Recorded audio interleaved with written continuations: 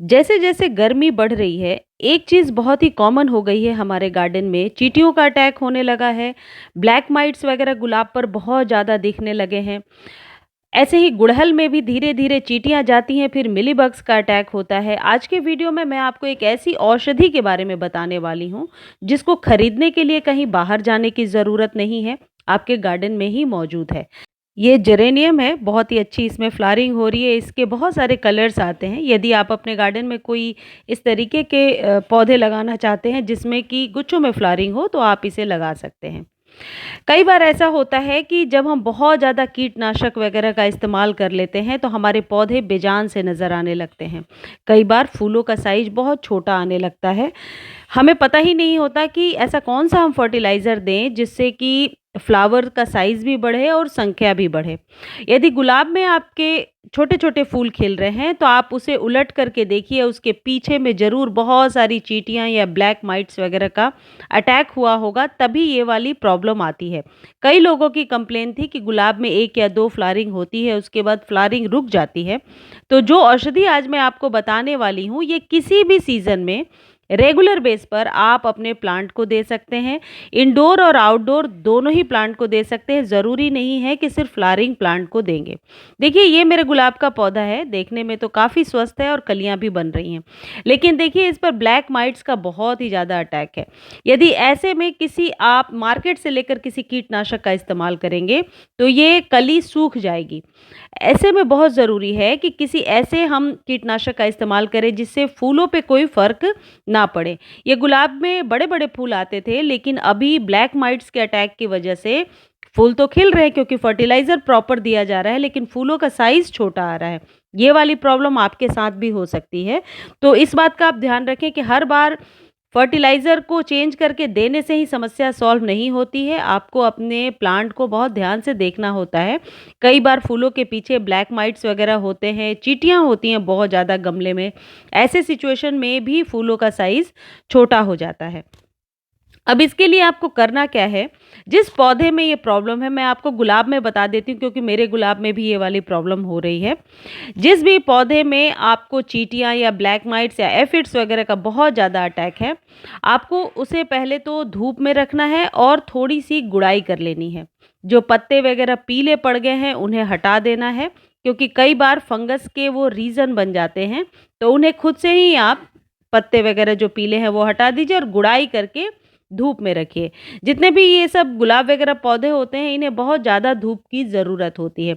जब भी गुड़ाई करें, इस बात का ध्यान रखें कि जड़ों के आस-पास आप कोई भी ऐसा औज़ार ना चलाएँ जिससे जड़ें कट सकें।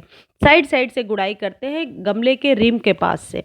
उसके बाद आप क्या करेंगे, ले लेंगे आप गुड़हल का फूल, चाहे वह देसी हो, हाइब्रिड हो या कोई भी हो। देखिए, ये मेरे गुलाब में इस तरीके की प्रॉब्लम आपको दिख रही है।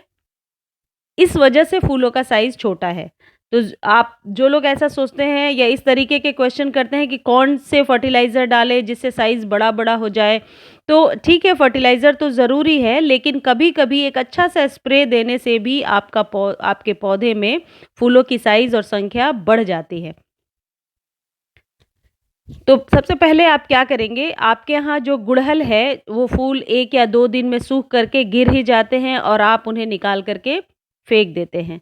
आपको क्या करना है, उन गुड़हल के फूलों को ले करके छाया में ही ड्राई होने के लिए छोड़ देना है, अलग से धूप में आपको नहीं सुखाना है। जब वो गुड़हल के फूल सूख जाएँगे, एकदम अच्छे से सूख जाएँगे, तो वो कैसे होंगे, वो भी मैं अभी आगे आपको बता रही हूँ। पहले आप देखिए, ये गुड़हल है, ये कितना क्रंची आवाज़ कर रहा है क्योंकि ये बहुत अच्छे से ड्राई हो गया है। इसको गमले में ही नीचे मैंने रख दिया था और ये इस तरीके का हाथों से छूने से ही डस्ट जैसा बन जा रहा है। अब आपको क्या करना है, जहाँ आपने गुड़ाई किया है, उस जगह पे इसे आप ऊपर से छिड़क देंगे और फिर मिट्टी में दबा देंगे। देखिए, जो गुड़हल होता है, ये जवा कुसुम के नाम से औषधि होती है, जो गुड़हल के फूल से ही तैयार किया जाता है। ये एक ऐसी प्राचीन काल की औषधि है जिसे बालों में, फेस पैक में इस्तेमाल किया जाता है और इसमें आयरन की मात्रा बहुत ज़्यादा होती है। इसलिए इस गुड़हल के फूल को फेंकने के बजाय आप इस तरीके से इस्तेमाल करेंगे, बस इस बात का ध्यान रखें कि ड्राई करने के बाद ही इस्तेमाल करें। एक तरीका तो ये हो गया। दूसरा तरीका भी मैं आपको बताऊँगी, ये सबसे आसान विधि है। ऊपर से हाथ से मिट्टी हटाइए, ये सूखे हुए गुड़हल को हाथों से क्रश कर लीजिए और बस ज़मीन में दबा दीजिए।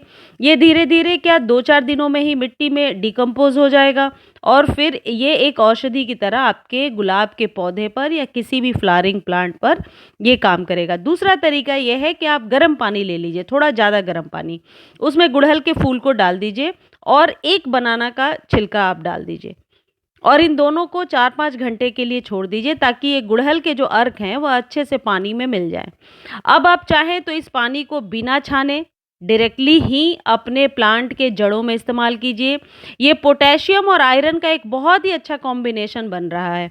इस कॉम्बिनेशन से आपके गुलाब के फूलों की संख्या बहुत ज़्यादा बढ़ जाएगी।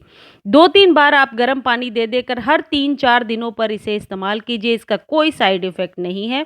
लास्ट में जब ये बच जाएँगे तो उसे आप किसी भी कंपोस्ट बिन में या आपके जो परमानेंट प्लांट होंगे उसमें मिट्टी में दबा दीजिए। देखिए जैसे मेरे इस दूसरे वाले गुलाब में नई-नई कलियाँ बन रही हैं। अब यदि इसी वक़्त इसको सही मात्रा में आयरन और पोटेशियम हम दे देंगे, तो इसमें फूलों की साइज़ और संख्या तो बढ़ेगी, साथ ही साथ ये पौधा कीटाणु फ्री भी हो जाएगा। इसमें किसी भी प्रकार के मिलीबग्स वगैरह का अटैक नहीं होगा, पत्तियाँ पीली नहीं होंगी। आयरन की कमी से कई बार पत्तियाँ वगैरह बहुत ज़्यादा पीली हो जाती हैं और झड़ने लगती हैं। आप ये औषधि देना शुरू करें, आपके पौधे से आयरन और मैग्नीशियम की कमी दूर हो जाएगी और पौधे स्वस्थ होंगे। ये एक छोटा-सा नुस्खा है और बहुत ही काम का है। अब से जब भी गुड़हल के फूल सूख जाएँगे, आप उन्हें फेंकने के बजाय एक जगह इकट्ठा कर लीजिए या फिर हम देवी-देवता को चढ़ाते हैं, उसके बाद वो फूल आप इकट्ठा कीजिए। मुझे उम्मीद है ये जानकारी आपको बहुत अच्छी लगी होगी। धन्यवाद।